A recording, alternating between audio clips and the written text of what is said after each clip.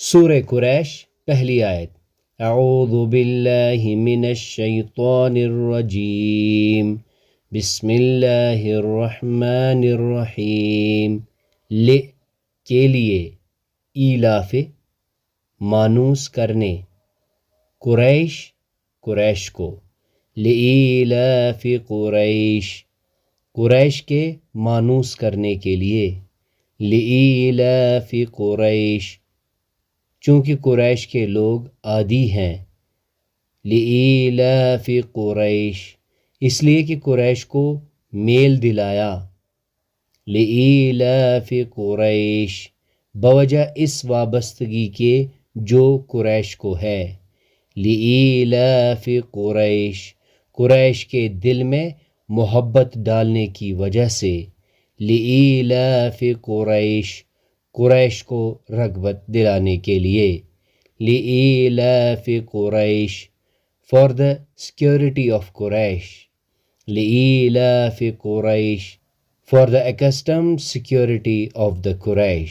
پہلی آیت حرف لام ترکیب نحوی کے اعتبار سے اس بات کا تقاضا کرتا ہے کہ وہ کسی سابق فعل سے متعلق ہو۔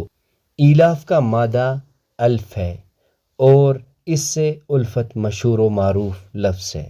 الفت کا معنی ایسی محبت ہے جو خیالات میں ہم آہنگی کی وجہ سے ہو، اور الف کے معنی کسی چیز کے منتشر اجزاء کو اکٹھا کر کے انہیں ترتیب کے ساتھ جوڑ دینا ہے۔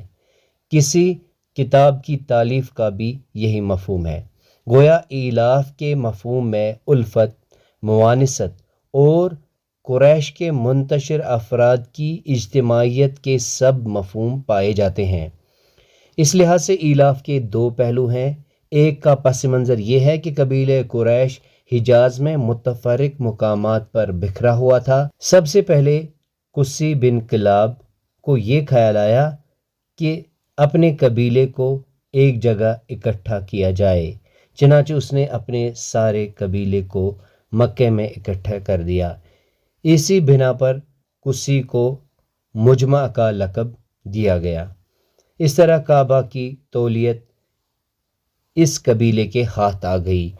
اور ایلاف کا دوسرا پہلو یہ ہے کہ ہاشم کے بیٹوں کو خیال آیا کہ اس بین الاقوامی تجارت میں حصہ لینا چاہیے جو ان قافلوں کے ذریعے ہوتی تھی جو یمن سے شام و فلسطین تک جاتے تھے۔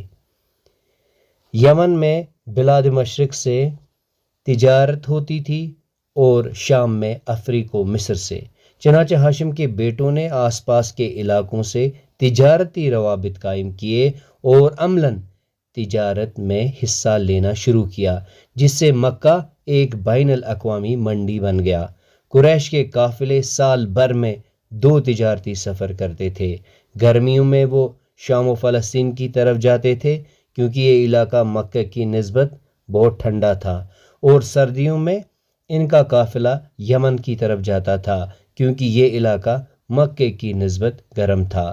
سال میں ان 2 تجارتی سفروں سے اتنی آمدنی ہو جاتی تھی کہ سال کا باقی حصہ آرام سے گھر بیٹھ کر کھاتے تھے، پھر بھی ان کے پاس بہت کچھ بچ جاتا تھا۔ اس طرح وہ آسودہ حال اور خاصے مالدار بن گئے۔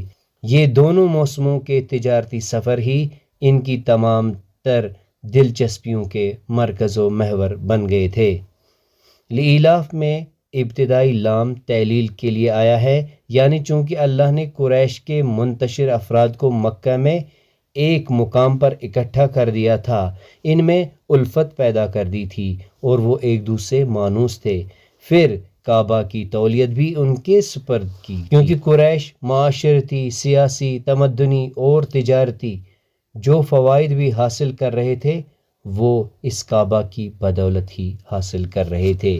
گویا اس سورے میں قریش کو یہ یاد دہانی کی جا رہی ہے کہ انہیں مکے میں یا پورے ملک عرب میں جو عظمت و وقار اور اس کے نتیجے میں جو غیر معمولی دنیاوی مفادات حاصل ہیں، ان میں اصل دخل ان کی ذہانت و قابلیت اور ان کے حسن تدبیر و تدبر کی نہیں، بلکہ اللہ تعالیٰ کے اس گھر کے ساتھ تعلق و وابستگی کو ہے۔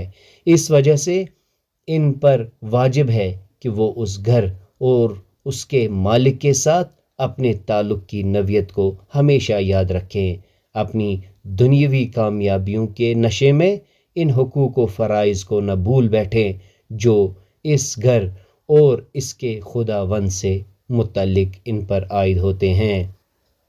لإلاف قریش، قریش کو الفت دلانے کے لیے، قریش کو رغبت دلانے کے لیے اللہ تعالیٰ نے اصحاب فیل کو مسمار کر دیا، اللہ تعالیٰ نے قریش کو عظمت دے دی، اللہ تعالیٰ نے ان کے دل نرم کر دیے۔ اللہ تعالیٰ ہمارے دلوں کو بھی نرم کر دے، اللہ تعالیٰ ہمارے دلوں کو ہدایت کے نور سے منور کر دے، اللہ تعالیٰ ہمیں ہدایت دے۔ سبحانک اللہم و بحمدک اشہد ان لا الہ الا انت استغفرک واتوب الیک۔